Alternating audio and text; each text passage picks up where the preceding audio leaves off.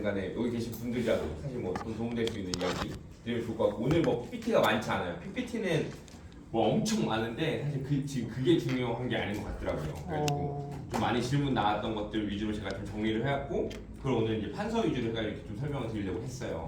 그래서 들어보시면 좋을 만한 내용들인 것 같고, 그 먼저 시작하기 전에 지금 시작하면 되죠? 네. 하시면서 좀 어때요? 상고 세일즈가 좀 늦었어요? 그 비율이? 별로 안 늘었어요.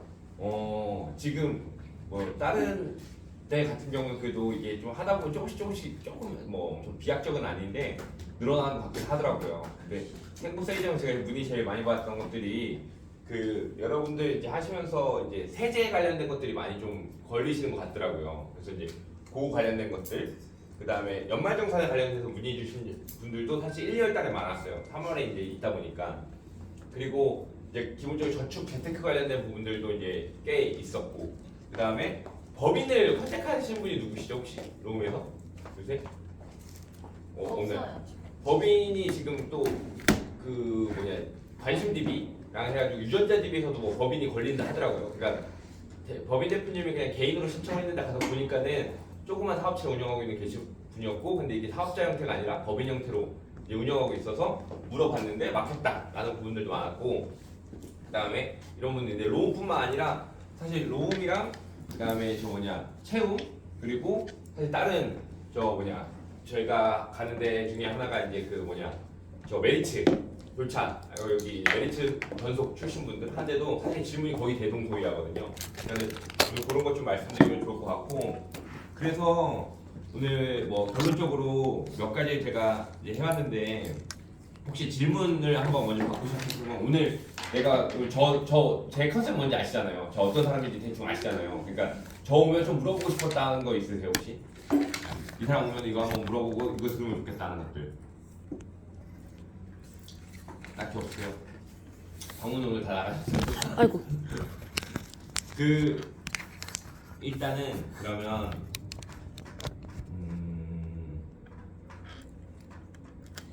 일단 그러면 우리가 보통 연금이나 이런 거 할 때 적금하고 많이 부딪히지 않나요? 적금하고. 그래요? 그럼 여러분 혹시 적금의 이자 산정 방식은 혹시 알고 계세요? 알고 있어요? 3% 적금이 보통, 아니 5% 적금이 보통 몇 프로 실질 이자 몇 프로 나오죠? 이거 아세요 혹시? 우리가 봤을 때 우리가 10% 적금을 든다고 치면은 100만 원씩 적금을 들었어요. 그러면 1년 동안 1200 붙잖아요. 그럼 이자 120만 원 안 주잖아요. 왜 안 줘요? 그렇죠.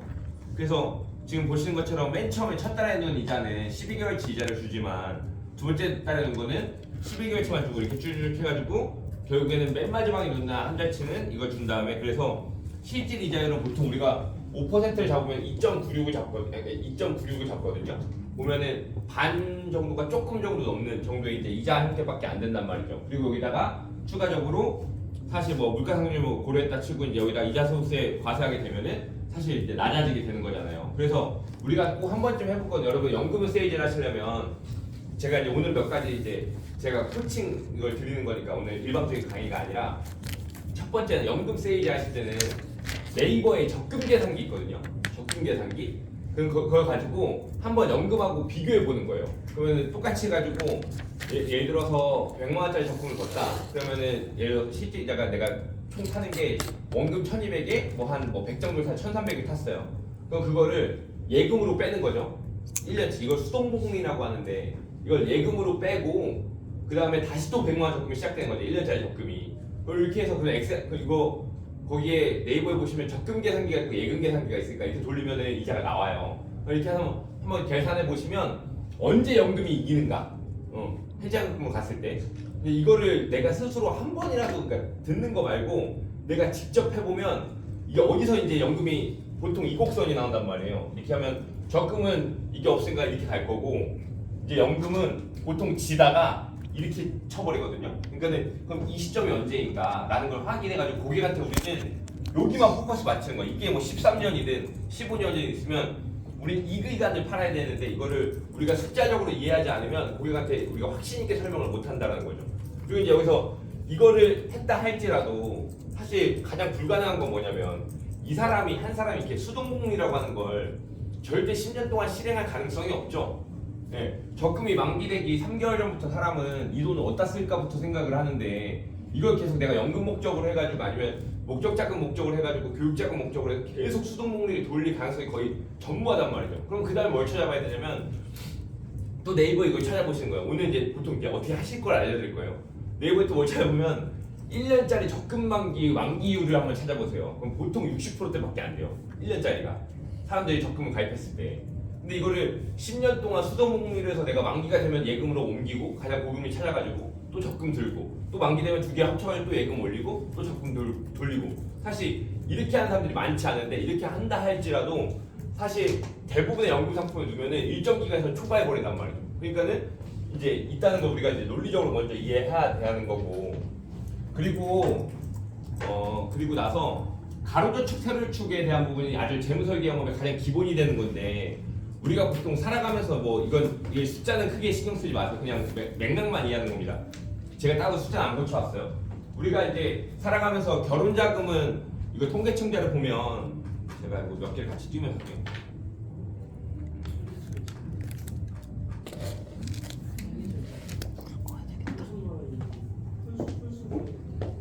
그러니까요. 제가 이거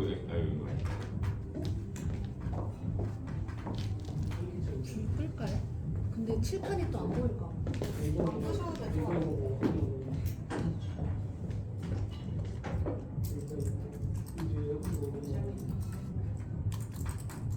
잠시만요.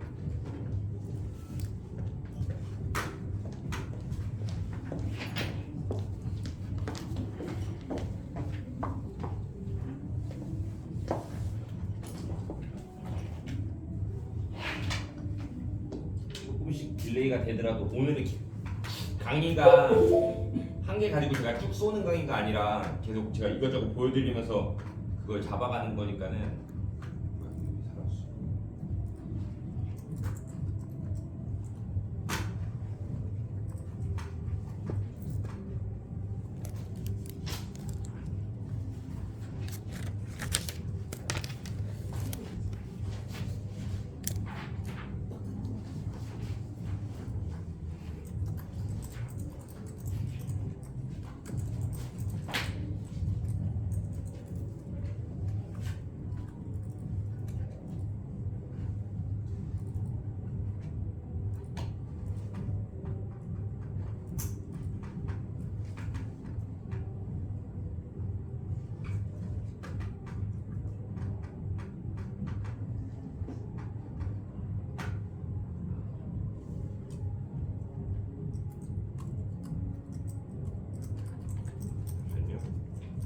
자, 숫자에 크게 신경 쓰지 마시고 왜냐면은 제가 다른 자료 이전에 강의 들었던 거 보면은 통계청에서 이게 발표자가 매번 달라요. 통계청에서 하는 거, 여성가족부에서 하는 게 다 다른데 보통 여자가 2,970만 원 나오고 그다음에 남자가 9,700만 원 정도 나와요. 이게 9,700만 원이면 아까 말씀하신 대로 여자는 딱 혼수 비용하고 스드메 일부 지원하는 거 딱 끝나고 남자는 7천만 원 전세 보증금 내고 나머지 결혼 비용 딱 한 다음에 나머지 대출 뽑는다 가정했을 때 고금액이 나온다. 그 둘이 합쳐서 1억 좀 넘게 나온단 말이죠.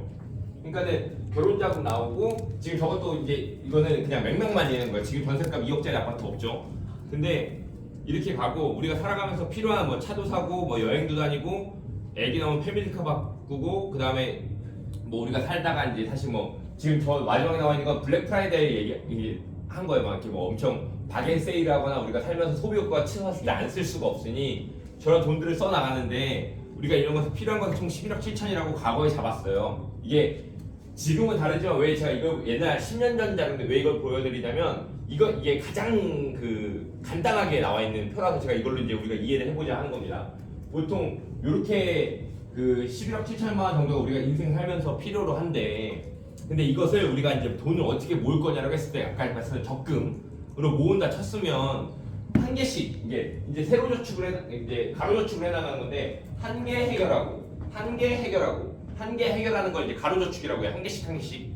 세로 저축 이렇게 한단 말이죠. 그러면은 사실 이거를 3천만 원 모으려면 월 47만 원짜리 적금을 5년 동안 모아야 이 기간에 맞춰가지고 부을 수가 있고 이걸 모으려면 월에 123만 원씩 12년을 모아야 되고 이렇게 모아나가는 방식이 있는데 그러면 우리가 중요했던 건 총 필요한 자금이 11억 7천이었는데 우리가 금리 혜택을 누릴 수 있는 건 이런 방식으로 저축을 하게 되면은 총 필요한 원금이 10억 5천 정도가 들어간다는 겁니다.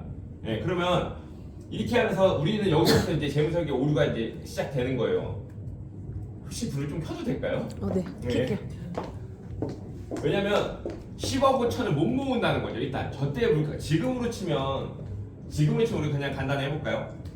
지금으로 치면 대략적으로 결혼하는데 그래 이렇게 남녀 평균 해가지고 그냥 뭐 7천만 원 잡고 여기 지금 청라 같은 경우는 아파트가 34평 보통 5억에서 6억에서 7억 정도 돼요. 5억에서 6억이 지금 되게 크네요. 네.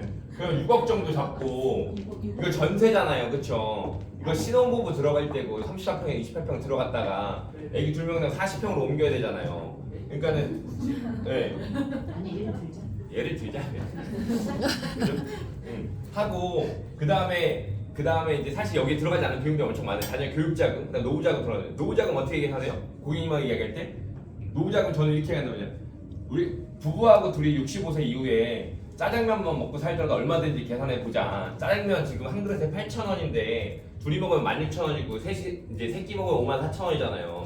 그럼 30일 동안 먹으면 대략적으로 짜장면 값만 5만 원 잡아도 150만 원이잖아요. 1년이면 1,800, 10년이면 1억 8천. 30년 먹으면 5억 4천 된단 말이죠. 짜장면만 먹고 살아도. 그렇죠? 그러면 여기다 뭐 좀 더 하면 노후자금 평균적으로 받는 게 파이어족 규정하는 걸 보면은 우리 네이버에 쳐보면 파이어족 규정하는 게 40세에 금융자산 13억에서 뭐 18억 사이를 모아야 이게 파이어족 은퇴가 준비된다고 얘기하니까 그럼 40세 기준으로 이 정도를 모았다 치면 이게 실제로 발현되는 금액은 30억 정도가 될 테니까 실제로 노후자금도 더 많이 필요한데 우리가 오케이 남편이 월에 500 벌어요. 그리고 여자 똑같이 500 법니다. 근데 여자는 그 뭐 둘 중에 하나 누가 육아휴직을 썼든 간에 해가지고 하여튼 평균 소득을 800 정도로 잡겠습니다. 생활비 다 빼고 고정저축을 300을 할 수 있는 집이 몇 명이나 되는 거지. 그렇지 않죠. 그러면은 내가 교육자금 다 쓰고 생활비 다 쓰고 카드값 다 내고 차값 다 내고 이자 다 내고 나서 200의 적금을 때릴 수 있는 집이 있다고 가정했을 때 사실 그럼 똑같이 계산해 본 거예요. 200을 적금을 불 수 있으면 1년에 2,400 붙고 10년에 2억 4천 붙고 30년 경제활동하는 동안 해가지고 7억 2천 분단 말이죠. 이게 벌써 이 10년 전 걸로 하더라도 모자라요. 이 총 투자 원금이 10억이 안 들어간다는 거지. 재무설계의 시작은 이제 여기서 시작하는 거예요. 원래 우리는 논리적으로 맞지 않는 삶을 살고 있다. 그러면 이거를 보통은 어떻게 해결해 나가냐를 또 인문학적으로 얘기해 보는 거예요. 고객하고. 그럼 보통 어떻게 해결합니까? 그래서 다 살잖아요. 문제 없이. 어떻게 살죠? 비굴하게. 비굴하게요? 아니 그러니까 아파트 값만 네. 오르기를 바라고 거기다가 투자를 해야죠. 맞아요. 투자를 하고 쓰잘데기없는 돈을 쓰려고.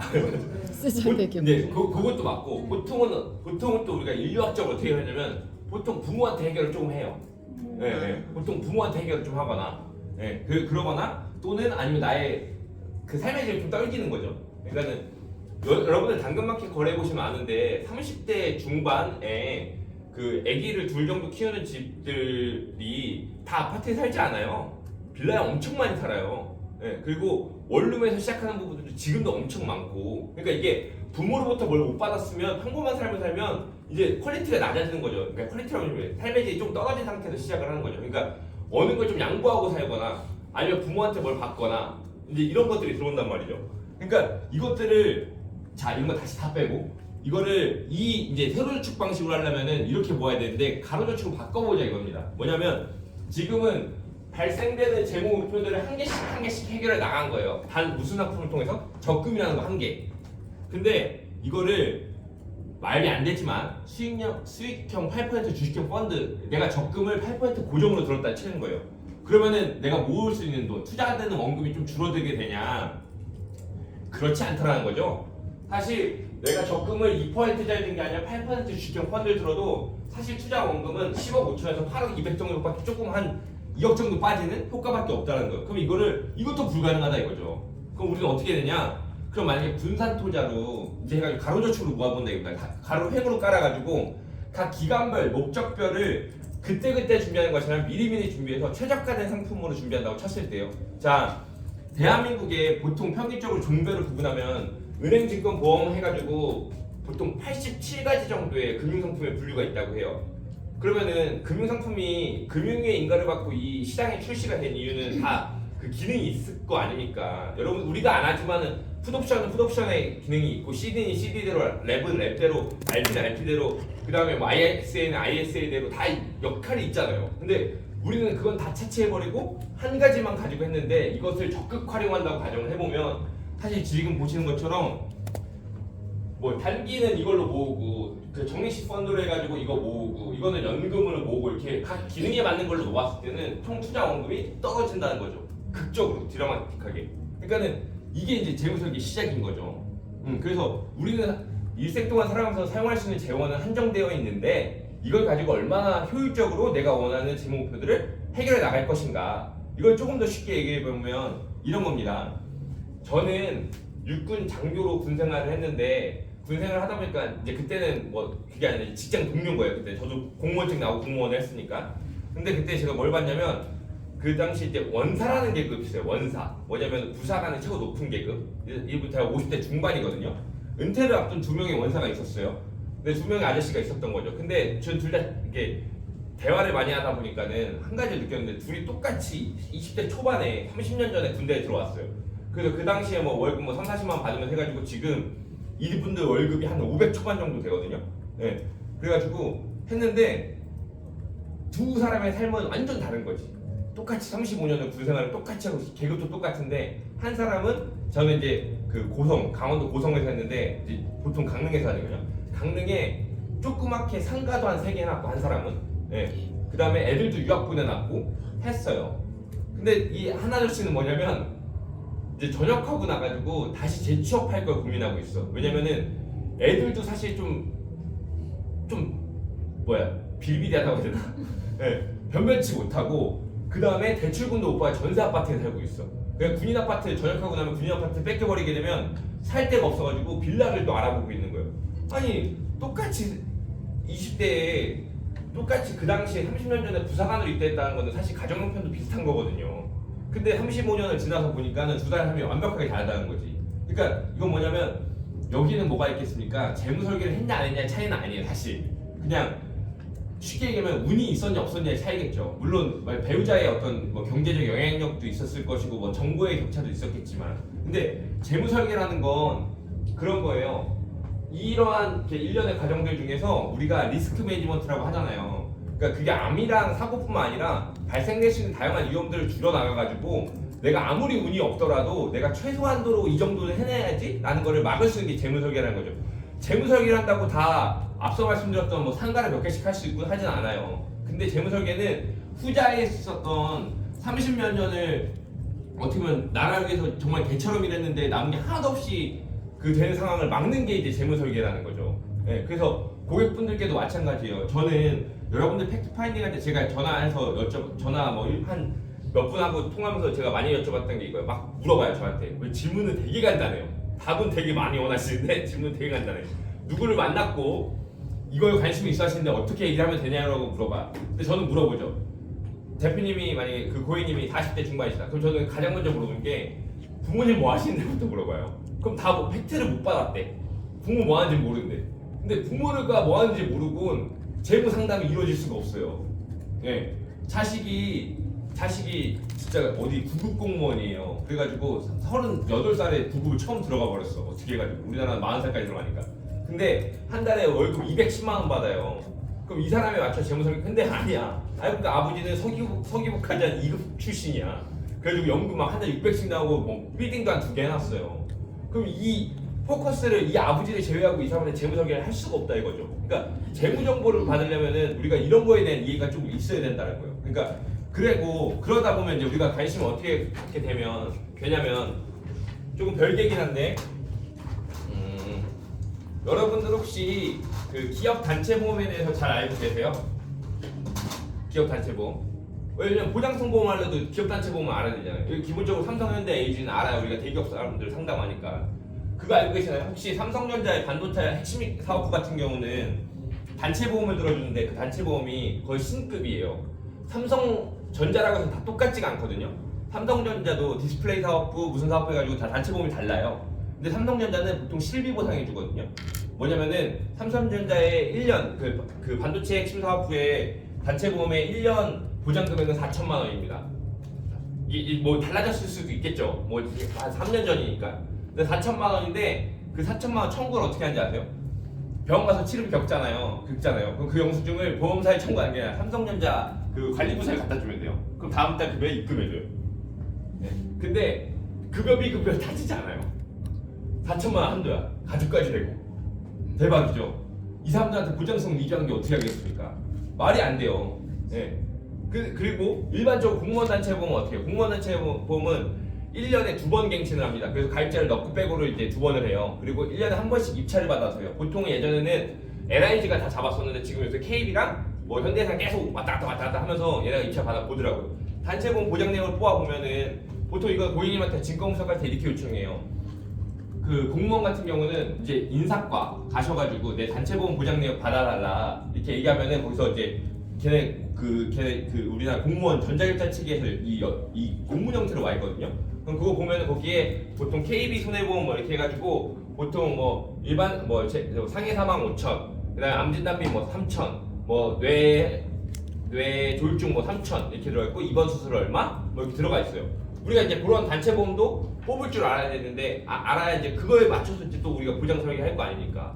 근데 이게 기업마다 다르고 그 공무원들마다 매년 입찰 보는 것마다 달라요. 근데 대부분 저는 어떻게 하냐면은 이거는 이제 퇴직하면 끝이잖아요.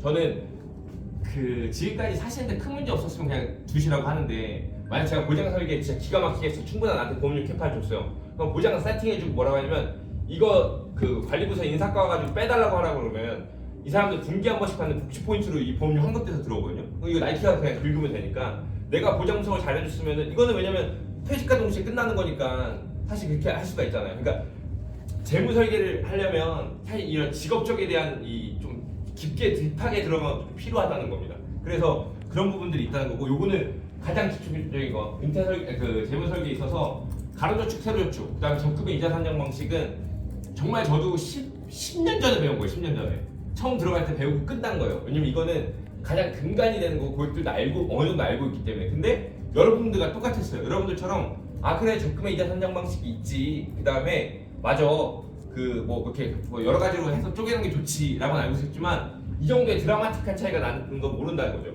제가 예전에 말씀드렸지만 여러분들 지금 변액 있으신 분? 한번 따셨구나. 변액 꼭 따셔야 되는 게 여러분들 지금 연금보험 셀링을 못 하시는 게 있잖아요. 여러분들 지금 파실 수 있는 거 푸른연대 양로저축하고 뭐 IBK의 그 연금하고 그다음 삼성의 뭐 금연동형 연금밖에 못 파시잖아요. 근데 지금 DGB 하이파이브 플러스 7% 여러분들 자녀분 15세 넘은 분 있으면 이게 제가 확인했어요. 그 15세부터더라고. 15세 넘은 분 있으면 설계해 보시라니까요. 15세 아이한테 계약자 엄마 15세로 설계한 다음에 12년 내고 아이 나이 45세나 받자 비슷한 이제 좀 있으면 받잖아요. 우리나라 그 생보연금 최저 계신 나이가 45세니까 설계해 보세요. 또는 55세로 좀 10년만 뒤로 밀어보세요. 여러분들 내신 돈의 6배, 7배를 자녀가 받아요. 네. 근데 그거를 수익자 나눠버리면 자녀 나이 45 돼봤자 내 나이 몇 살이냐 이거죠. 그래봤자 70인데 70해도 지금 경제활동 다 한단 말이에요. 해외여행 다니고 막 장난 아니잖아요.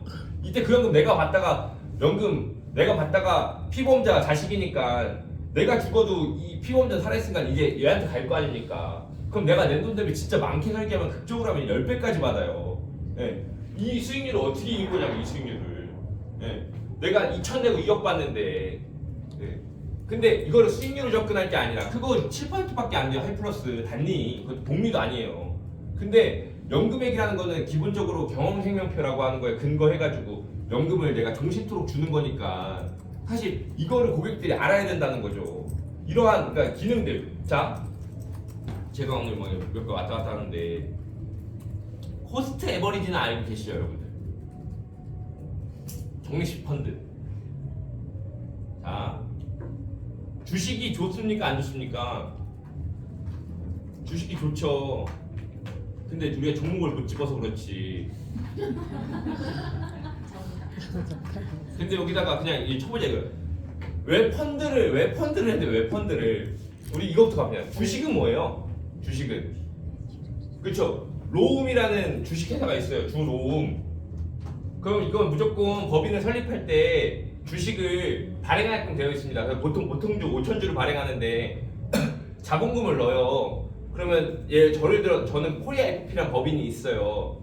자산 컨설팅 법인이에요. 이거 설립하려면 자본금을 누려고 물어봐요. 나도 모르니까. 저도 맨날 폼 잡고 다니면서 하는 줄만 알았지 내가 직접 하려는 거 모르겠더라고. 그러니까 얼마 넣어야 되는데 법무사한테 물어봤더니 500만 원만 넣어도 된대요. 근데 보통 2천만 원을 넣어야 나중에 대출이 잘 나온대요. 2천만 원을 넣었어요. 2천만 원 넣고 보통주 1,000주를 발행했습니다. 그래서 저희가 70% 주주고 저희 김성환 지점장이 30% 주주예요. 그러면 이렇게 했으면은 둘이 이제 700주, 300주를 나눠 가진 거잖아요. 그러니까 만주를 발행했구나. 아니 1,000주, 700주, 300주를 발행했잖아요. 그러면 이게 뭐냐면은 이게 지금은 한 주당 액면가가 5,000원이에요. 그쵸? 네, 5,000원인 거란 말이에요. 근데 이게 막 해서 이제 막 매출을 일으켰어 우리가. 왜냐면 이제 저도 작년에 컨설팅 매출이 있고 하니까. 그래서 이제 기업 가치 평가라는 걸 하거든요. 이거 누가 이제 세무사가 해줘요. 그래서 그러니까 야 너네 1년 동안 운영한 거 보니까 너네 이제 한 주에 5,000원이 아니야. 너 열심히 했지. 너네 더 쓰레기 돼서 한 주에 1,000원이야.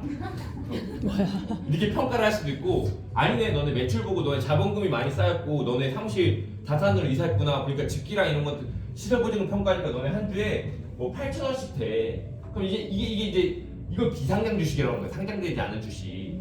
여러분들이 똑같이 이런 것처럼 삼성전자 주식을 사면 지금 얼마지? 삼성전자? 삼성전자 너무 요새 그 액면 분할에 싸졌으니까는 그 SK 하이닉스로 보죠. 싸네요. 이게. 그럼 LG 생활건강에 비싸요.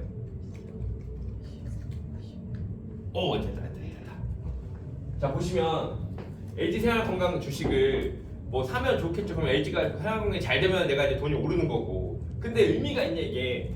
여러분들이 한 달에 그러니까 여러분들 600만 원치 주식을 갖고 있어요. LG 생활건강 거를. 얘가 갑자기 120이 됩니까? 안 되죠. 100만 원도 안 되죠. 큰 힘이 없잖아요. 그 주식 큰 힘이 없다고요.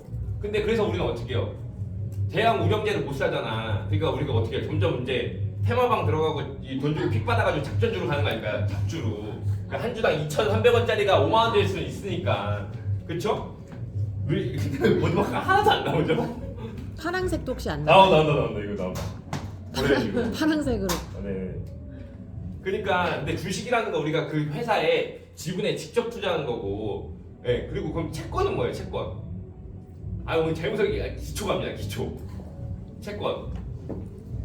성함이 권선미 팀장님. 성함이 이우정 팀장님한테 권선미 팀장님이 5,000원 땡겼어요. 그럼 차용증 쓸 거 아닙니까? 그게 채권인 거죠. 네. 근데 그런 거죠. 채권이라는 건 회사도 돈을 필요해. 만약에 이제 제가 말씀드렸던 거 얼마 전에 가요. 신세계가 스타필드를 지금 이제 청라에 있나요? 지으려고 해요. 지으려고 해? 지으려고 짓고 있죠. 지으려고 했더니 얘네가 은행 대출 받으면 비싸요. 그러니까 신세계가 친한 정용진이 가가지고 이재용을 만나서 야 은행 대출 받으면 너네 요새 너 이번에 인도네시아로 수주해가지고 현금 많이 들어왔지. 나 그 돈 땡겨줘 한 거예요. 은행 대출 6%인데 네가 나한테 채권 발행해주면은 3%에 좀 발행을 해줘 하면은 회사가 회사한테 돈을 빌려왔잖아. 이게 회사 채권이라는 거지. 근데 이 채권을 할 때 이거를 이재용한테 빌려온 게 아니라 그 정용진이가 갑자기 이제 우리 시중에 풀어본 거야. 은행을 통해서 야 우리한테 돈 빌려줄 사람 좀 모집해봐. 그러니까는 권선미 팀장님도 이재용한 정용진한테 돈을 빌려줄 수 있는 거예요. 한 2,800원 정도? 네. 네. 근데 그게 채권이에요. 그러면 이재용한 그 정용진한테 2,800원 받을 권리가 있는 거지 않습니까? 근데 이거를 정용진이가 언제 줄지 모르니까는 이거를 매년 정용진이 5%씩 이자를 줄게 라고 하는 게 이제 채권인 거죠. 그래서 회사가 발행하면 회사채, 뭐 마사회나 인천공항이나 이런 데가 발행하면 공공채, 나라가 발행하면 국채인 거죠. 근데 이게 채권인 거고 이게 펀드는 뭐냐면 아까 이 생활건강을 자 권선미 팀장님이 이제 매월 오케이 재무설계 이제 알겠어 해가지고 나는 한 달에 300 저축할 수 있었는데 오케이 분산 투자가 중요하구나 해가지고 내가 한 달에 50만 원씩 주식을 사 모으겠어라고 이제 마음을 먹은 거예요. 근데 제가 찍은 게 뭐예요 오늘? LG 생활건강을 찍었죠. 이거 살라고 이제 토스를 열어가지고 주식을 살라고 봤더니 못 사네. 그쵸? 못 사니까 어떻게 해요? 작전주 잡주로 가지고 이제 인생 많은 거죠 뭐. 근데 그게 아니라 뒤에 있는 다른 팀장한테 얘기하는 거예요. 우리 나 이거 못 사니까 셋이 돈을 모으자. 그래서 50 플러스 50을 해서 이거를 두 주를 삽니다. 그럼 130만 원이죠. 150이 모였는데 여기까지 따라오세요. 네. 130만 원 샀어요. 그럼 20만 원이 남지 않습니까? 그럼 우리 이거는 너무 불량주니까 이제 잡주를 가자 해가지고 잡주를 뭐 대성창출하는 잡주를 뭐 6천 원짜리를 몇 개 사고 그다음 20만 원이니까 3만 원짜리도 한 몇 개 사고 이렇게 해가지고 하나에 사람들이 모여서 집합해서 자 펀드는 영어고 한글말은 집합 투자기고요. 사람들 몇 명이 투자하려고 집합을 해서 투자하는 기구를 만든 게 펀드예요. 그러니까 이 펀드인 건데 이 펀드는 보세요. 벌써 여기만 해도 지금 이 로운 펀드에만 하더라도 지금 종목을 제가 3개로 나눴죠. 그럼 점점 이거는 한 개 회사 따라가는 게 아니라 지금 마치 생활공간에 넣는데 하나는 이 아까 저 6천원짜리 주식이 대성장투가 아니라 그냥 아모레퍼시픽이라고 해봅시다. 그리고 얘는 뭐 뉴스킨이에요. 생활건강 관련된 주에 있는 거. 이거는 그럼 이 펀드는 무슨 펀드가 되냐? 생활건강 펀드가 되는 거예요. 반도체 펀드가 되는 것처럼. 그러니까 이 펀드가 됐으면 이 펀드를 그럼 나는 그 LG 생활건강의 기업에 막 LG 생활건강 막 200주 사모았는데 LG 생활건강이 갑자기 막 프로필을 꽂아가지고 그냥 CO 리스크로 그냥 주식 박살나요. 그러면 이제 끝나는 거잖아요. 근데 나는 생활건강 테마에 투자했으니까 얘네가 무너지더라도 얘네가 무너지면서 반사효과로 아모레퍼시픽이 갑자기 얘네를 뭐 인수한다 이런 게 나오면서 아모레퍼시픽이 떠버려요. 그러면은 LG 생활건강은 무너졌지만 아모레퍼시픽이 떴으니까 전체적인 생활건강 화장품주는 뜨겠죠. 그러면 이 펀드 수익률을 나는 거지 않습니까? 근데 이거를 좀 더 확장시켜요. 이걸 반도체, 전기, 기술 분야로. 근데 이것들이 또 펀드가 여러 개가 합쳐지면 이게 결국엔 코스피가 되는 거예요. 주식을 맞춰가지고 성공하기 쉽지 않지만 보시죠. 코스피를 맞추기는 쉽거든요. 지금 뭐 1일, 3개월 이렇게 되어 있잖아요. 근데 10년들 보면은 결국에는 여기에서 어쨌든 요만큼 올랐잖아요. 네. 뭐 여기도 있었지만 여기에서 요만큼 올랐다고요. 그리고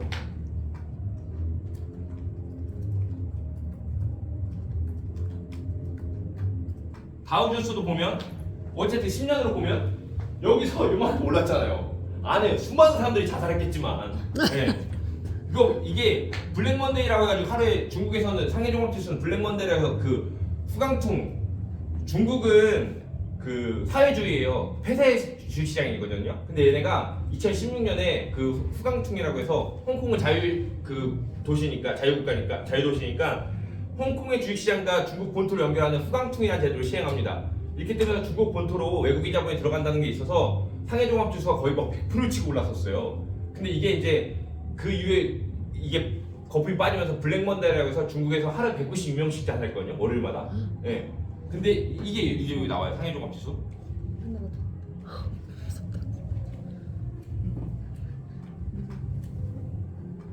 여기 보시면은 10년이면은 2016년 지금 여기 올라왔죠. 쳤죠.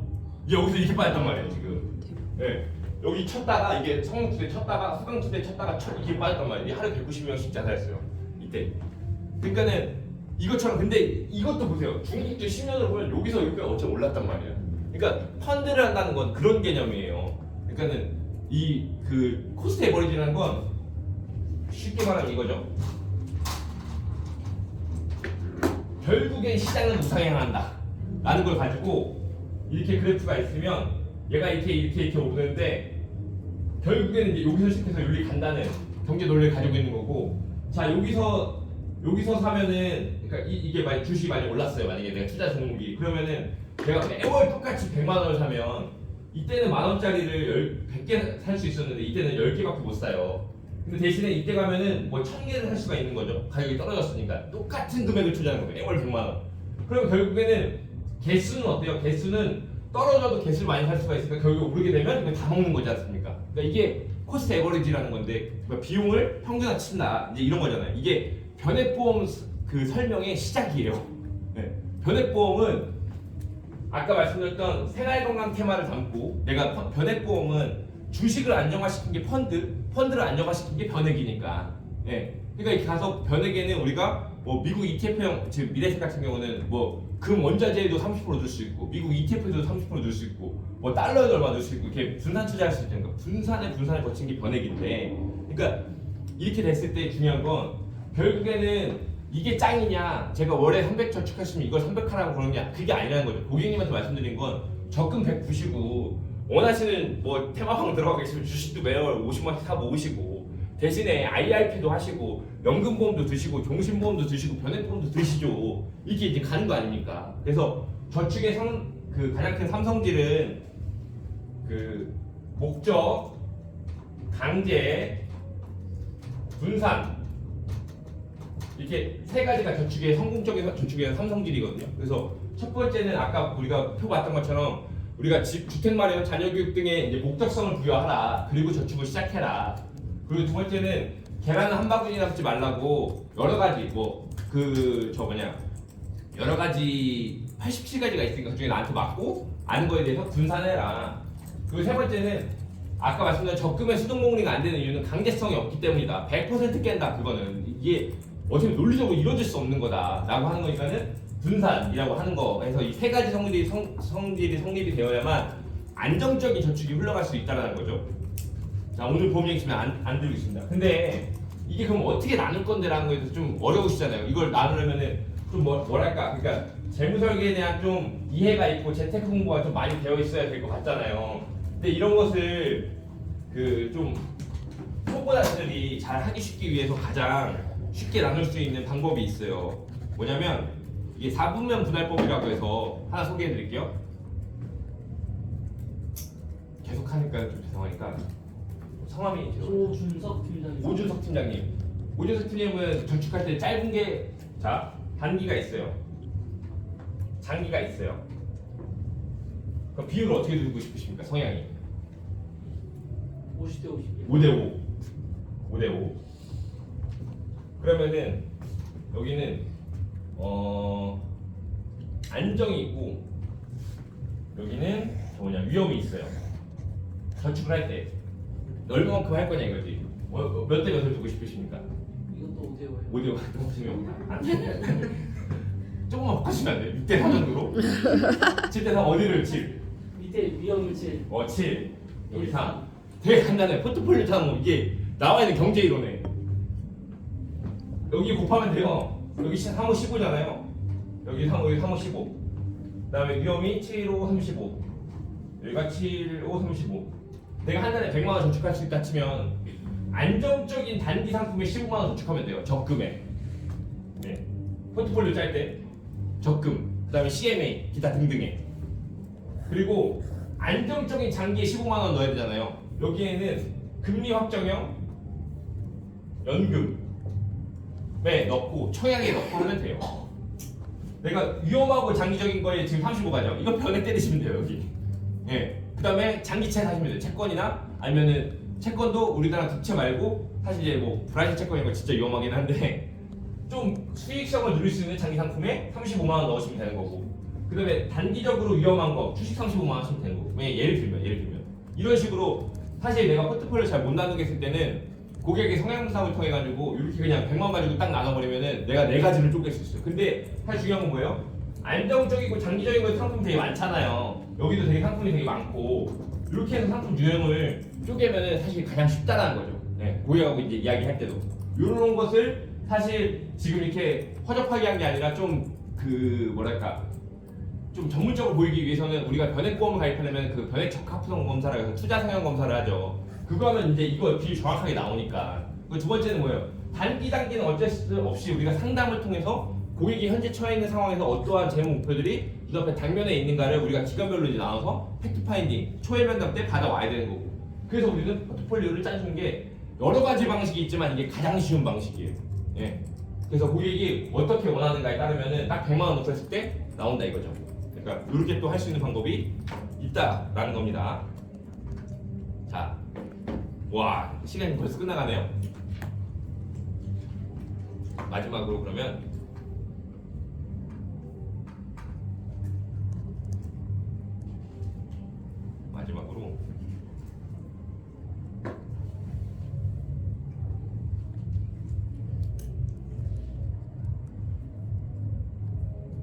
그 재무 설계를 하려면요 우리가 이제 좀 책을 많이 읽으면 좋죠. 근데 저는 책을 읽는 거 별로 안 좋아하거든요. 근데 책은 왜냐면 너무 지루해가지고 근데 어쨌든 이게 뭐 우리 업의 가장 큰 명언 있지 않습니까? 책 이쁘다 생각하고 읽으라고 고마운 사람들. 왜냐면 고마운 사람은 결국엔 그 고객 만나서 할 말이 많아야 되고 고객이 안 줄여야 되는데 머리에 든 게 없으면 이제 사실 지루한 대화를 할 수밖에 없고 내가 원수사 교육 받은 것밖에 할 얘기가 보험 얘기밖에 할 얘기가 없으니까.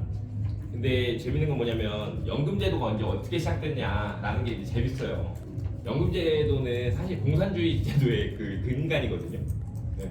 그러니까 지금 보시는 사진 같은 게 뭐냐면은 우리가 이제 철혈 재상이라고 불리는 비스마르크가 1800년도에 이제 그 독일에 이제 어떤 공산주의 체제를 확립하고 나가지고 사실 이제 이게 공산주의 체제를 막 확립을 했는데 계속 이제 주변 국가에서 이제 계속 이제 이 공산주의를 공격하고 무너뜨리려고 하는 거예요. 그러니까 공산주의에서 이 내안에 가둬져 있는 사람들을 못 나가게 하려고 복지를 그럼 시행해야 될 거 아닙니까? 얘네가 이제 마약 같은 복지를 줘야 돼 못 나갈 거 아닙니까? 그러니까 그때 최초로 연금제도라는 걸 시행한 거예요. 너네 우리 제도 안에 있으면 너 늙어서 일 안 해도 너 병들고 늙었을 때 우리가 돈을 계속 줄게. 이게 이제 연금제도의 시작이에요. 근데 왜 그때 그 연금제도가 가능했냐면 저 뭐냐 그 당시에 공산주의 사회주의가들 돈이 많아서?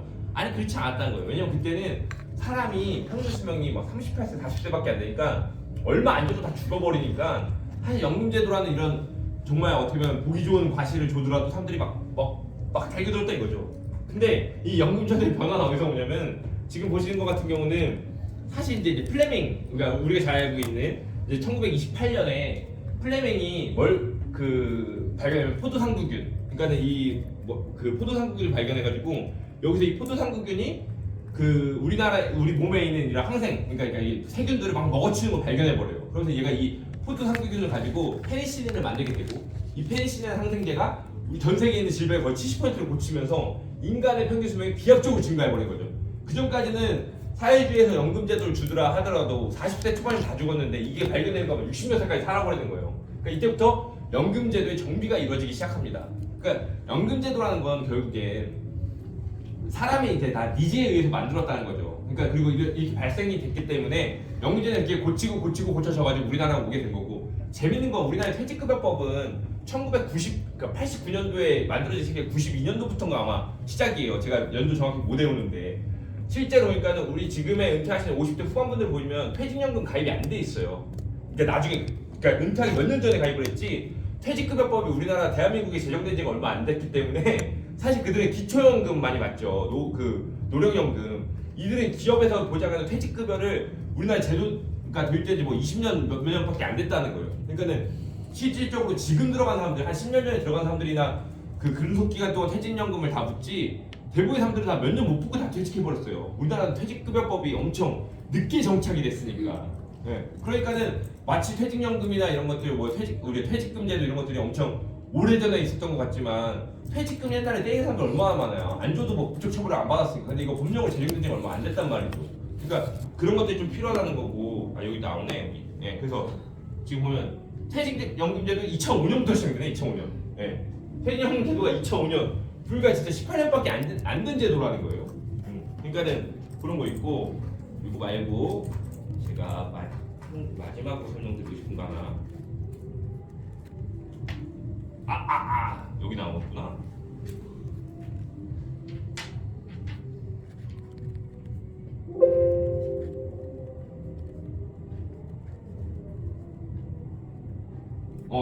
여기 좀 아까 말씀드렸던 좀 구체적으로 숫자 나와요. 통계 치면 남자, 여자. 여기가 좀 아까 봤던 우리가 그 가로주축, 세로저축보다는 필요 자금들이 좀 더 구체적으로 들어가 있죠. 그래서 보통 보면은 최저 노후 자금이 짤만 먹고 살 때 7.3억 드는 거고. 근데 늘 말씀드린 거예요. 지금 여러분들이 부모님이 나이가 되셔서 60대 후반, 70대가 되셨어요. 그러면 이제 중요한 건 이거 숫자적으로 볼 게 아니라 또 다른 거 제가 늘 말씀드린 거. 우리는 그 기성세대 58년 개티 전후 10년처럼 못 산다는 거죠. 왜? 그들은 안 먹고 안 쓰고 아끼고 남한테 주는 게 습관화가 되어 있는 삶을 살았지만 우리는 빼앗고 경쟁하고 비교하는 삶이 습관화되어 있기 때문에 우리는 그들보다 훨씬 더 많은 재원을 필요로 한다라는 거였고 우리는 대부분 고객님 대부분 이걸 근로소득으로 해결하시잖아요. 근데 우리나라에는 뭐 7대 소득, 뭐 8대 소득 부르지만은 우리나라는 2,4금배 임년기라고 해서 보통 7대 소득을 하거든요. 이 7대 소득 구조가 있어요. 근데 이 근로소득으로 우리 삶에 발생할 수 있는 모든 재무적인 것들을 해결하기에는 턱도 없다는 거. 그래서 우리는 빨리 어떻게 하면 7대 구조 소득 7대 소득 구조를 만들어 가냐가 이제 중요한 포인트라는 거죠. 생각해 보세요. 아까 제가 처음에 설명드렸던 대로 여러분들 아시는 많은 근로자 생각해 보십시오. 그들이 이 재무 목표를 다 해결할 수 있냐라는 거예요. 그래가지고 40대 중반에 벤츠 GA 1억 8천짜리 뽑아가지고 패밀리카 쓸 수 있냐는 거지. 못 쓴다고 그거. 네. 그러니까는 이걸 해결하려면은 결국에는 적게 쓰든 많이 벌든 둘 중에 하나를 해야 되는데 이거 말고는 소득 구조를 바꾸는 방법밖에 없다라는 거죠. 근데 오랜 버핏이 얘기했죠. 잠자는 동안에도 돈이 들어오는 방법을 찾아내지 못한다면 당신이 죽을 때까지 일을 해야 될 것이다. 뭐 이런 말을 했는데 결국엔 이것을 고객님하고 이야기를 나눠봐야 될 것은 결국에는 우리는 근로소득을 제외하고 이자소득, 사업소득, 배당, 연금, 임대, 기타를 만들어야 되는데 이거 어떻게 만들 것인가? 보험을 만들 수 있는 건 몇 가지가 있습니까? 보험으로는 다 만들 수 있죠. 보험으로 다 만들 수 있죠. 왜요? 자, 보험을 내가 이렇게 생각해보세요. 그냥 말도 안 되는 논리지만 여러분들 이렇게 했다고 생각해보세요. 연금보험을 사회초년생이 25세가 20만 원씩 해서 4개 가입해버렸어요. 어느 진짜 강력한 세일즈맨한테 이거 눈탱이 제대로 맞은 거지. 연금보험을 증권에 20만 원씩 4개 가입해가지고 10년 남고 다 때린 겁니다. 그러고 나서 이제 32살이 됐을 때 납입이 다 끝났어요. 그러고 나서 이제 이 보험회사 그만둬가지고 그냥 살다 보니까 이게 이제 40대 중반 정도가 됐어요. 근데 이 연금보험들이 불어나기 시작한 거죠. 그렇게 됐을 때 80만 원씩 이 사람이 벌었다고 해가지고 이 사람이 무슨 뭐 헐벗거나 옷을 못 사입거나 그랬을까요? 아니 그렇지 않죠. 빠듯했겠지만 어떻게든 살아왔겠죠. 그리고 뭐 좋은 배우자 만나가지고 이제 결혼 가정을 이루고 있어요. 근데 이 사람 같은 경우는 그때부터 제가 그 당시에 보여줬던 여기도 나오나? 이거 아마 이거 미래에셋 연금보험일 거거든요. 보시면 납입이 끝났잖아요. 어디서 끝났지 납입이? 여기서 끝나네요. 여기서 끝났어요. 그러면은 해지환급금이 지금 이때 1억 1000인데 납입이 끝났죠? 그럼 이때부터 그냥 가만둬 납입하지 않잖아요. 근데 1년에 300씩 늘어나죠? 네. 근데 복리니까 이게 이때는 422만 원인데 이때는 332만 원 이렇게 좀 더 계속 늘어나거든요. 그러니까 이게 무슨 소득이에요? 그냥 난 숨만 쉬고 있어도 나오는 소득이? 그렇죠. 이게 이자 소득인 거죠. 근데 여기서 이 사람이 80만 원 중에서 내가 오케이 40만 원 두 개 증권은 내가 연금으로 쓸 거고 40만 원 해가지고 보니까는 10년 동안 4,800 벌는데 아까 보니까는 일찍 벌잖아요. 그러니까 지금 내가 좀 뭐 약간의 90%까지 땡길 수 있는 게 한 6, 7천 돼요. 그럼 땡겨가지고 내가 조그맣게 카페를 하나 열어서 무인으로 돌려버려요. 아니면 코인 세탁소를 열었든가 코인 노래방을 돌려버린 겁니다. 해가지고 대출 조금 껴가지고 그럼 이자 내고 하면서 하면 되니까. 그럼 이 사람은 자기 직장 다니면서 사업소득 만들 수 있는 시드가 있죠. 그쵸? 그리고 이 당시에 가가지고 이거 뭐 배당을 받을 수 있는 방법은 여러 가지가 있겠지만은 뭐 이 사람이 뭐 나중에 내가 뭐 뭐랄까요 배당을 대신 받는 것처럼 뭐 변액보험을 가입했다든가 아니면 여기서 가입한 거 가지고 내가 뭐 채권을 샀다든가 하면은 시드가 있으니까 여유가 있으니까 저 배당소득도 노려볼 수가 있어요. 그리고 연금소득은 아까 남은 증권 40만 원짜리에서 이제 연금소득이 발생이 될 것이고 그 다음에 이것을 좀 더 캐파에 키웠다고 봐보죠. 제가 그때 말씀드렸어요. 프로 선수들한테 어떻게 가입시키냐면 얘네 비과세 한도가 인당 150만 원이니까 무조건 150을 가입시키거든요. 그래서 10년 얘네 보통 평균 선수 수명이 10년이니까 그럼 얘네가 1년에 1,810년 동안 1억 8천 벌어요. 그러면 이거 1억 8천 붙고 여기를 얘는 무조건 변액으로 하거든요. 왜냐면은 변액으로 해야만 젊으니까 사실 좀 마이너스가 나더라도 근데 뭐 미래에셋 같은 경우는 1% 보증형, 2% 보증형도 있어요. 근데 그냥 미보증형으로 해서 그냥 100% 다 주고 때려요. 예, 그러면은 얘네가 1억 8천 가지고 우리가 평균 미래에셋 생명 들어가셔가지고 홈페이지에 들어가시면 얘 자산운용 보고서 최근 기간 실적 수익률 다 조회하게끔 되어 있거든요. 그러면은 보통 미래에셋 펀드가 68개가 있으면 이 중에서 거의 40개 펀드는 기간 수익률 5년 수익률 보시잖아요. 보통 30% 이상이에요. 그럼 얘는 1억 8천 가지고 한 2, 3억 만들자고 해요. 그래가지고 얘는 이거 연금을 쓰지 않고 여기에다가 사실 지네가 이제 모아온 다른 저축도 있을 거 아닙니까? 적금 한 달에 500씩 되니까 이거 가지고 얘네 딱 은퇴 시점 맞춰서 건물 사는 게 목표예요. 저희가 제 목표 설정 그렇게 한단 말이죠. 예. 근데 그때 진짜 지금 네가 적금을 열심히 모아야 되는 이유는 뭐냐면 이 당시에 이걸 전체 안 깼으면 좋겠다. 중도 인출의 약간 대출을 해결을 하고 이 증권을 남겨놨으면 좋겠다. 왜 비과세를 받고 있으니까. 그리고 건물 사고 나가지고 임대료 들어오기 시작하면 다시 갚아가지고 이건 그냥 연금을 남겨두고 그 다음에 너는 그거 가지고 건물 활동해가지고 임대소득 창출해보자. 이걸로 가거든요. 작게 얘기하면은 다시 일반 직장에 들어가보면 이거예요. 30만 원이든 50만 원이든 이걸 임대소득 목적으로 부을 수 있거든요. 15년을 벌었어요. 50만 원씩. 1년에 600, 10년에 6천. 그래가지고 15년 벌었으면 9천을 벌었다 이겁니다. 그 요거 가지고 내가 지금 당장은 안 되지만 30대 초반은 안 되지만 50대 중반 정도 됐을 때 내가 다른 어떠한 요행도 바라지 않고 뭐 갑자기 남편 사업이 대박나는 것도 아니고 내가 연봉이 엄청 오르는 것도 아니에요. 그렇지만 요 그냥 단순한 30만 원, 50만 원 정도의 포트폴리오를 설정해가지고 저희 뭐 여기 있으니까 남양주에 있으니까 남양주에 있는 새로 생긴 뭐 지식산업센터를 내가 좀 구매해가지고 이거를 임대를 줘보자처럼 임대소득을 만들 수도 있는 것이고 그 다음에 기타 소득 좀 안 되죠. 책을 그거 그렇게 만드는 실화를 가지고 브런치에다 글을 쓰면 뭐 저작권 받을 수 있으니까. 근데 이런 것처럼 결국엔 우리가 고객한테 제가 고객한테 늘 말씀드린 것은 제가 이거를 클래스 위에다가 7대 소득 올려놨거든요 강의를. 그리고 홍보도 못했어요. 왜냐면 진짜 대충 찍었고. 근데 뭐에 올려놨냐면 기타 소득은 제가 왜냐면 제가 블로그로 해가지고 애드포스트 받는 거. 예 그리고 뭐 광고 바이럴 써주면은 한 포스팅당 맨 처음에 5만 원씩 받았는데 지금은 떨어져가지고 뭐 한 만 원, 2만 원밖에 못 받긴 해요. 그런 것도 하나의 기타 소득이니까 그런 거 써놨는데 사람들이 정말 7대 소득에 대해서 진짜 그지같이 찍었고 아무 홍보도 안 했는데 벌써 한 18명인가 샀거든요. 이거 5만 몇천 원인데? 저는 또 강의 팔았잖아요. 그럼 그게 또 기타 소득인 거잖아. 예. 그리고 이제 좀 나가긴 하는데 여러분들 혹시 아마 다 보셨을 거예요. 제가 클로징 최소 방안이라고 책을 하나 선책자 썼는데 20페이지짜리인데 28페이지짜리인데 지금 200명 샀거든요. 설계사들이. 예. 그걸 저 매주 금요일마다 13만 원, 14만 원씩 들어와요. 매일. 예. 그리고 지금 여러분들은 황인태 단장님 덕분에 제가 지금 여기 아침에 이렇게 왔지만 4월 저희 11월 강의했을 때 그때 강의료만 400 들어왔거든요. 70명이 그 수강 신청해가지고 이게 기타 소득인 거잖아요. 그러니까 뭔가 콘텐츠가 있어야 되니까.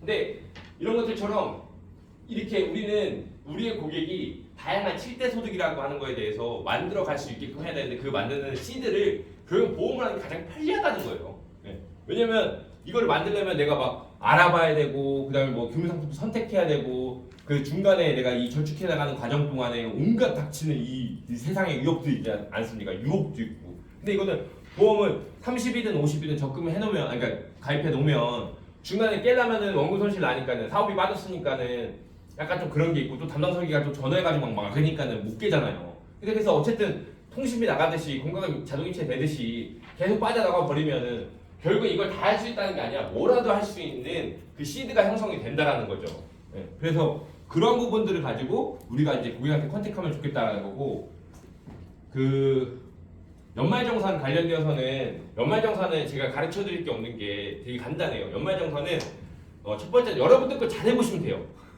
여러분들 거 할 거 총무가 서로 달라고 대충 귀찮아가지고 막 주시 마시고 한 번만 여러분들 연말정산 제대로 해보시면 되거든요.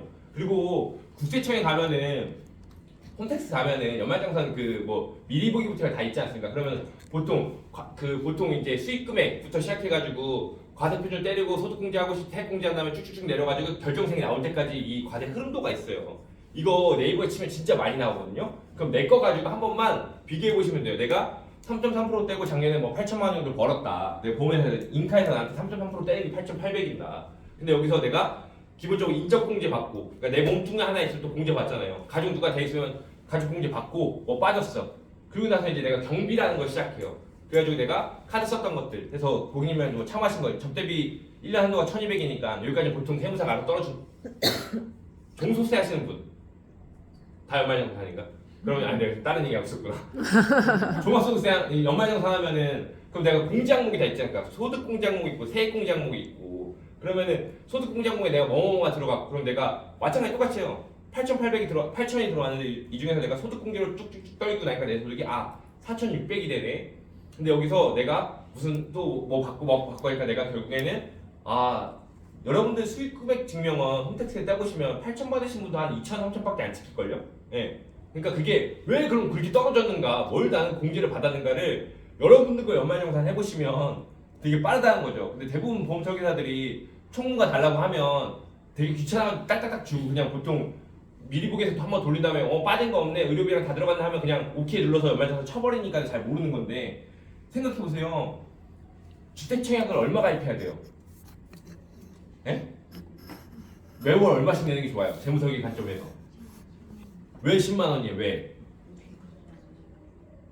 2년이니까. 뭐 자꾸 속상해세요 왜? 연말적 저축은 정해지는 거 없죠. 근데 주택 청약으로 그 세금 공제받을 수 있는 최대 한도가 20만 원이란 말이에요. 그러면은 20만 원 꽉 채서 하면은 이제 1년에 40%니까 96만 원에서 공제받으면 표준과표, 그러니까 쉽게 얘기하면 20만 원씩 꽉 넣어서 무주택 세대주가 주택도 없고 세대주인데 주택이 없는 사람이 20만 원 꽉 채서 넣었어요. 잘 모르는 설계사들이 2만 원씩만 넣으시라고 하거든요. 왜냐면 가입 기간이 중요하다고. 전혀 중요하지 않죠 요새. 요새는 1순위 조건 다 1년 만들면 다 되니까. 지방은 6개월 만에도 다 1순위예요. 그게 중요한 게 아니라 공제를 얼마만큼 받냐인데 20만 원 넣으면은 우리가 평균적으로 보통 직장인이랑 가정했을 때 보통 15만 6천 원 정도 더 세금 환급 받거든요. 연말정산 때. 그러면 그게 20만 원짜리 5% 적금든 것보다 이 수익률이 높아요. 그 주택청약을 담당하는 보험 설계사만 제도를 잘 만나도 보험가입과 유무와 상관없이 연말정산 때 15만 원 정도 더 돌려받을 수 있다고. 근데 2만 원씩 내고 있는 사람 왜 2만 원 내서 하니까 청약은 1%고 적금은 5%니까 그 말 같지도 않은 소리라는 거죠. 세금 환급받는 액이 훨씬 더 크다는 거. 20만 원이 맥스니까. 네. 이런 것들처럼 그다음에 월세 세액공제도 되게 우리 사회초년생들이나 특히 이제 잘 못 받고 있는데 이것도 뭐 임대사업자가 없다고 해서 건물주가 안 해주고 막 그런단 말이죠. 이것도 내가 뭐 전화 한번 해가지고 아니면 어차피 이제 뭐 계약기간 6개월밖에 안 났어. 그럼 바로 민원 거는 거예요. 그 공제 다 받아야 되니까. 그러면 연말정산 환급 엄청 많이 나오는데, 근데 이것들처럼 뭐 콘택트 렌즈부터 해가지고 별의 서울 제로페이 같은 것들, 그 다음에 또 이런 거 있죠. 제가 이거 지난번에 한번 말씀드렸던 건데 그 공제율이 다르다고요. 공제율이 연봉의 소득 공제율이 연봉의 30% 쓸 때까지는 공제율이 신용카드, 현금, 체크카드랑 똑같아요. 근데 이 30% 넘어가면 이제 추가 소비 공제가 시작되는데 보통 신용카드 15%고 체크카드 30%란 말이죠. 그러니까는 연말 돼 가지고 내가 연봉 대비 30%더 넘게 썼어요. 그럼 그때부터는 신용카드 쓰면 무조건 공제 깎이는 거고 현금이나 체크카드 써야 올라가니까는 연말은 이걸로 몰아야 그럼 이것만 해도 사실 거의 1, 2배 차이도 낼 수 있거든요. 많이 쓰는 사람은. 근데 이런 거 고객들한테 알려주면은 사실 이런 것만 잘 챙겨줘 내 보험료 캐판 나온다는 거죠. 연금보험 들 돈 없죠. 근데 내가 연말정산에서만도 연금보험 들 수 있게끔 만들어주면 되는 거잖아요. 그러니까 근데 이런 거는 따로 공부할 게 아니라 여러분들 연말정산 잘 해보시고 연말정산에 관련된 포스팅이랑 블로그는 너무 많아요. 그러니까 이거는 그냥 한번 연말정산에 대해서 막 공부해야지 이런 거 막 공부하는 게 아니라 그냥 오늘 초회를 갔는데 연말정산 이렇게 물어봤어. 뭐 부장성공 공제돼요? 부장성공 얼마 되죠? 1년에 100만 원 됩니다. 부장성공도 100만 원 공제 받아요. 그러니까 이렇게 물어봤어. 그럼 다음번에 왔을 때 이걸로 좀 컨택 잡아야겠다 하는 이제 소스가 생겼으면 그날 이제 귀속하셔가지고 포스트 몇 개만 뒤져보아서 공책에 정리하면 그냥 끝이라고요. 그게 한 번만 하면 돼요. 근데 그게 그렇게 어려운 게 아니라는 거죠. 예. 그러니까는 그런 것들 오늘 말씀드렸던 것들 되게 이렇게 왔다 갔다 하지만은 사실 오늘 어려운 내용은 하나도 없었어요. 다 기초적인 것들을 했었죠. 정리하면은 오늘 제가 맨 처음 했던 건 이제 적금의 이자 산정 방식부터 했었고, 그래서 가로저축, 세로저축에 따라 가지고 했었고, 그 강제 분산 목적 세 가지 저축의 성질이 성립하되 이것들이 어떠한 효과를 내는지가 했었고, 우리가 주식과 펀드, 채권에 대한 개념을 했었고, 이런 것들 가지고 아주 기초의 것만 했기 때문에 여러분들은 오늘 배우신 거 그대로 다 이제 인식하시면 돼요. 그리고 고객한테 중요한 건 바로 나가서 써봐야 돼요. 실수할지언정 잘 모르고 어색한 환경이 펼쳐질지언정 바로 좀 써보는 거예요. 너 채권이 뭔지 알아? 내가 LG 생활건강이 65만 원 아냐고 해가지고 한 번씩 물어보시는 거죠. 그렇게 해서 바로바로 써보면 제일 중요한 건 1억짜리 교육을 받아도 안 써보면 빵원이에요. 근데 제가 잘했던 건 그날 배우고 나가서 죽이 되든 밥이 되든 망신을 당하든 바로 써봤다는 거죠. 작게라도 나만의 스몰 토크를 만들어가지고. 그러니까 그런 것들 좀 한번 염두에 보셨으면 좋겠고, 마무리하면서 제가 들고 싶은 것은 이 머리높이 이런 걸 했단 말이에요. 그 뭐 단타 치는 사람들 다 한다고. 근데 중요한 건 이거예요. 아까 말씀드렸던 것들처럼 우리도 늘 저한테 대입을 하거든요. 저는 이런 생각을 해요. 재무 설계를 잘 했나 못했나 저 스스로에게. 보시면 저는 재무 설계 되게 못했어요. 뭐냐면 요거 좀 혹시 지금 녹화 중인가요? 네. 요거 이제 좀 끌까요? 그럴까요? 네.